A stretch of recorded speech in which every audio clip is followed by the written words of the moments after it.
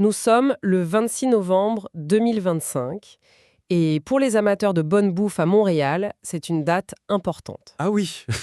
C'est l'ouverture de l'exposition Au Menu, Montréal. Une histoire de restaurant au musée McCord Stewart. Une excellente occasion en effet. C'est le moment parfait pour nous de se pencher sur une question qui me fascine.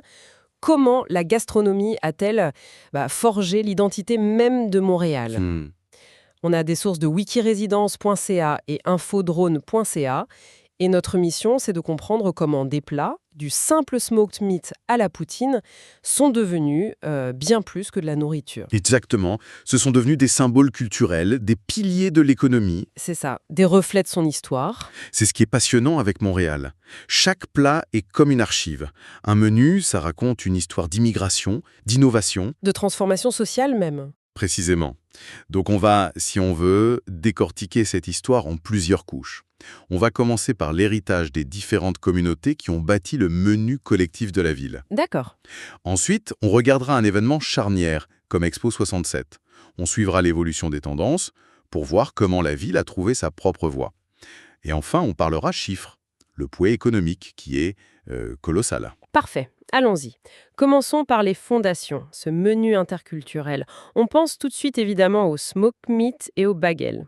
Les classiques. Les sources nous disent qu'ils sont arrivés avec les communautés juives d'Europe de l'Est, à la fin du 19e siècle.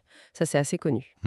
Mais la question que les sources soulèvent et qui est plus intéressante, je trouve, c'est pourquoi ces plats-là? Oui, pourquoi cela en particulier? Et pas d'autres de la même communauté sont devenus à ce point l'emblème de toute la ville. C'est la question clé. Et la réponse semble tenir en deux mots. Accessibilité et appropriation. C'est-à-dire?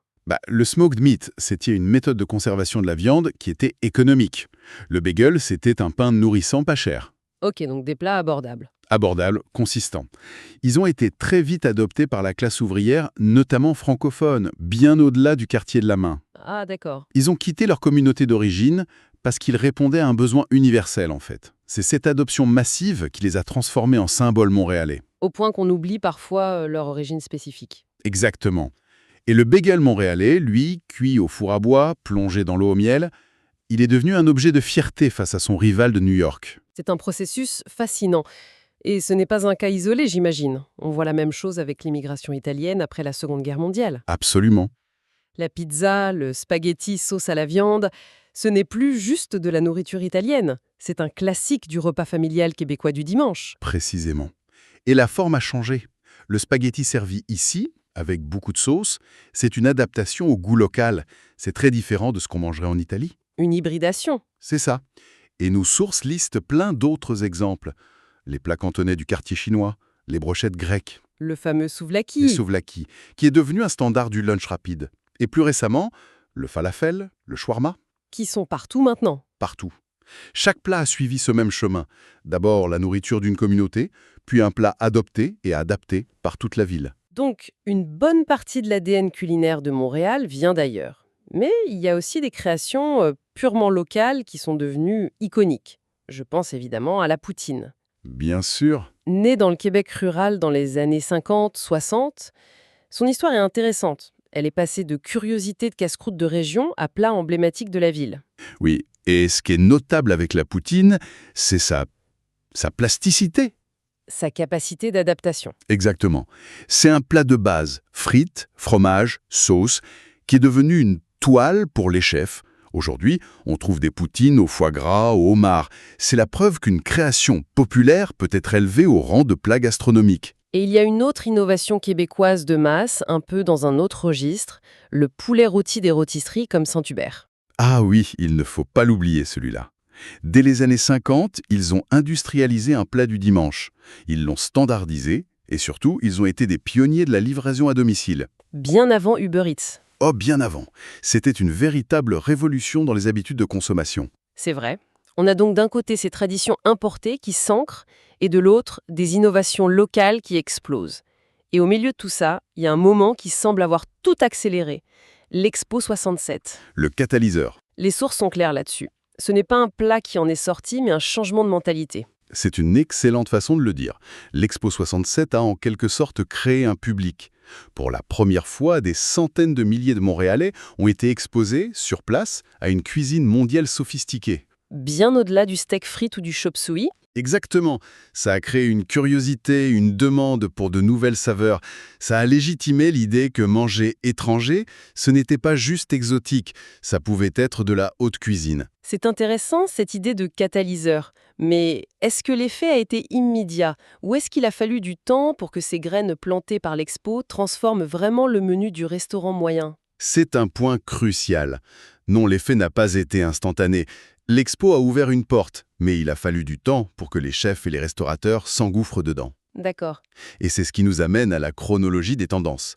Les années qui ont suivi l'expo, disons de 60 à 80, sont décrites comme l'âge d'or du fine dining et du deli. La haute gastronomie était encore très calquée sur un modèle européen, non? Très français. Très français. Oui, c'est l'ère du dîner-spectacle. Les sources décrivent une scène où l'important, c'était pas seulement l'assiette, mais tout le décorum. Le service en smoking, la nappe blanche. Le capitaine qui flambe un dessert à côté de toi. Manger au resto, c'était une performance sociale, une affirmation de son statut. La cuisine était prestigieuse, mais pas encore vraiment identitaire. Et puis, le tournant. Il arrive dans les années 90 et 2000. C'est là que les graines de l'Expo 67 germent pour de bon. Et qu'est-ce qui se passe? On assiste à l'émergence d'une haute cuisine proprement québécoise.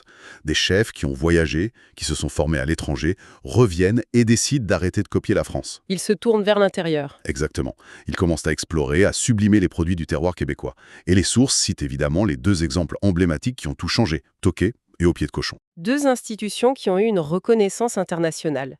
Ce qui est marquant, c'est qu'ils n'ont pas eu peur d'afficher une identité québécoise forte. Si ça. L'un avec une approche très raffinée, axée sur les petits producteurs, l'autre avec une cuisine exubérante, presque carnavalesque, mais tout aussi ancrée dans le terroir. C'est le moment où la gastronomie québécoise a cessé de s'excuser en quelque sorte. Elle a affirmé sa valeur sur la scène mondiale. C'est l'affirmation d'une maturité culinaire. Et ça nous amène directement à la période actuelle, des années 2010 à aujourd'hui. Et là, la tendance a encore évolué. On est passé du terroir à quoi? Au local, éthique et communautaire. L'approvisionnement en circuit court, ce n'est plus une exception, c'est devenu la norme pour beaucoup de restaurants. On parle de saisonnalité, de philosophie zéro déchet. Exact. La gastronomie est devenue porteuse d'un message qui est presque politique et social. Les sources donnent l'exemple du chic resto-pop, qui est très parlant. Ce n'est pas juste un restaurant à bas prix, c'est un modèle d'économie sociale. Un outil d'intégration professionnelle. De cohésion sociale. La nourriture devient un moyen, plus seulement une fin en soi. Ça soulève une question importante sur la fonction même du restaurant aujourd'hui. Il devient le levier d'engagement citoyen. Il crée un dialogue entre les urbains et les producteurs ruraux. Il force une réflexion sur le gaspillage, sur les conditions de travail. C'est une transformation profonde. Manger au resto devient un acte qui a des implications sociales, écologiques. Cette évolution culturelle est fascinante, mais j'imagine qu'elle ne s'est pas faite dans le vide. Derrière tout ça, il doit y avoir une structure économique massive. Est-ce qu'on arrive à chiffrer ça, le poids réel de la restauration à Montréal? On y arrive. Et les chiffres sont assez vertigineux. Mais avant même le PIB, il y a une statistique dans les sources qui illustre à quel point c'est central dans la vie des gens. Attendez une seconde. Je relis ce chiffre parce qu'il me paraît fou. Il est fou. Les sources disent que près de 40% du budget alimentaire des Montréalais va au resto. 40%. C'est-à-dire en repas pris dehors ou en livraison. Mais c'est presque la moitié de ce que les gens dépensent pour manger. Ça change complètement la perspective. Tout à fait. Le restaurant, ce n'est plus la sortie occasionnelle. C'est devenu une extension de la cuisine familiale, un service essentiel du quotidien. Et ça doit se traduire par un impact économique énorme. Colossal. Les chiffres pré-pandémiques avancés par les sources parlent d'une contribution de 3,1 milliards de dollars au PIB de Montréal et plus de 75 600 emplois directs. C'est énorme. Pour mettre ça en perspective, c'est plus que l'industrie du jeu vidéo dans la métropole. Une industrie dont on parle pourtant beaucoup plus. C'est une comparaison très éclairante. Ce n'est pas juste un secteur plaisir. Non, c'est un pilier économique stratégique pour la ville. Et cet impact, il est visible à travers la diversité des entreprises. Ce ne sont pas que les grandes tables. Non, les sources donnent des exemples très concrets. On a des chaînes purement québécoises, comme Saint-Hubert, qui ont bâti un empire, des institutions touristiques comme Schwartz. Qui sont une destination en soi. Exact. Mais il y a aussi toutes ces entreprises nées de l'immigration qui sont devenues des géants. Absolument. Pensez aux grandes épiceries qui sont aussi des institutions culinaires. Milano Fruiterie pour la communauté italienne, Kim Fad pour les communautés asiatiques. Ce sont des employeurs majeurs. Ou les chaînes comme Amir ou Boustan, Oui, qui ont popularisé la cuisine du Moyen-Orient partout au Québec. chaque chaîne, chaque épicerie, chaque resto est un maillon de cette chaîne économique qui reflète la mosaïque culturelle de Montréal. Et qui créent des milliers d'emplois. Et au-delà des chiffres, il y a un impact qu'on oublie parfois. Le rôle social des restaurants dans la vie des quartiers. C'est un point tellement important. Ce ne sont pas que des commerces, ce sont des points d'ancrage. Des lieux de vie. Nos sources soulignent bien qu'ils contribuent directement à la vitalité, à la mixité et même au sentiment de sécurité d'une rue. Un petit café où les gens se retrouvent, un resto de quartier qui devient le lieu de rassemblement familial. Ça crée du lien social. C'est ça. Quand un restaurant s'installe sur une artère commerciale un peu morne, c'est parfois toute la rue qui reprend vie. C'est un impact très concret, très humain sur le tissu urbain. Alors, si on rassemble toutes les pièces du puzzle, que doit-on retenir de tout ça? Hmm.